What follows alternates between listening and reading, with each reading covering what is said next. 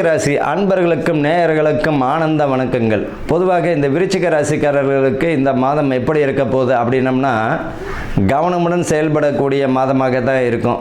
பொதுவாகவே இந்த விருச்சிக ராசிக்கு இந்த அக்டோபர் மாதம் கவனமாக இருக்கணும்.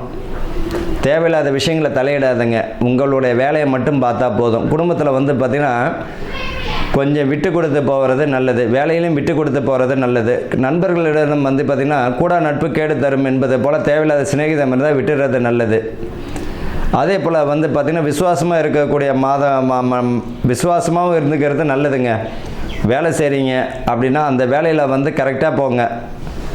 அரசு பிரமுகர்களுக்கும் அரசியல்வாதிகளுக்கும் இந்த காலகட்டத்தில் பார்த்திங்கன்னா ரொம்ப ஒரு எதிர்நீச்சல் போடக்கூடிய மாதமாக தான் இருக்கும். ஆனால் முழு வெற்றியும் தந்துடும்.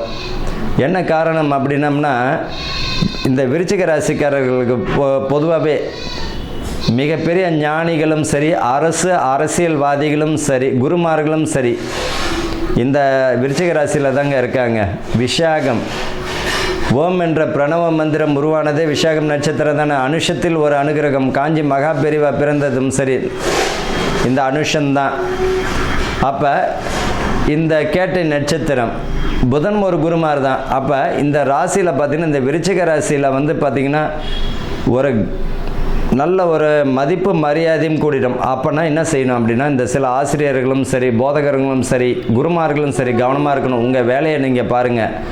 தேவையில்லாத விஷயங்களை தலையிட்டுனா வெளிச்சம் போட்டு காமிச்சிருவார். வெளிச்சம் போட்டு காமிச்சிட்டு உங்கள் மதிப்பு மரியாதை குறைத்து விடும். அதில் கவனமாக இருக்கணும்.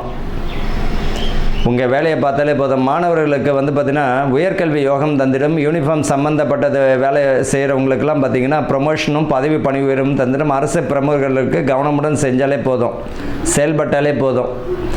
புதிய முயற்சிகள் பலனை தந்துவிடும். இடமாற்றம் உறுதியாக பார்த்திங்கன்னா நல்ல இடமாற்றம் வேணும்னு நினைக்கிறவங்களுக்கும் அந்த வாய்ப்புகள் அருமையாக உறுதியாக கிடைப்பதற்கு வாய்ப்புகள் உண்டு. இவர்களை பொறுத்த வரைக்கும் என்ன பரிகாரம் அப்படின்னா, சோதனையும் வேதனையும் கலந்த பரிகாரம் தான் இது. அப்போ என்ன செய்யணும் அப்படின்னா, கவனமுடன் செயல்பட்டாலே போதும். இவர்களை பொறுத்த வரைக்கும் வில்வ மரம் எங்கேயாவது பார்த்திங்கன்னா, அந்த கார்டனில் பார்த்திங்கன்னா வில்வம் கன்று ஒன்று வாங்கி பார்த்திங்கன்னா யாருக்கும் பாதிப்பு இல்லாத கோயில்களோ ஆறோ எங்கேயாவது நடும்பொழுதும் சரி, வேப்ப மரத்தையும் நடும்பொழுது இவர்களுக்குள்ளேயே அந்த சனி கர்ம தோஷம் இருந்தாலும் விலகிவிடும். வாழ்க வளமுடன்.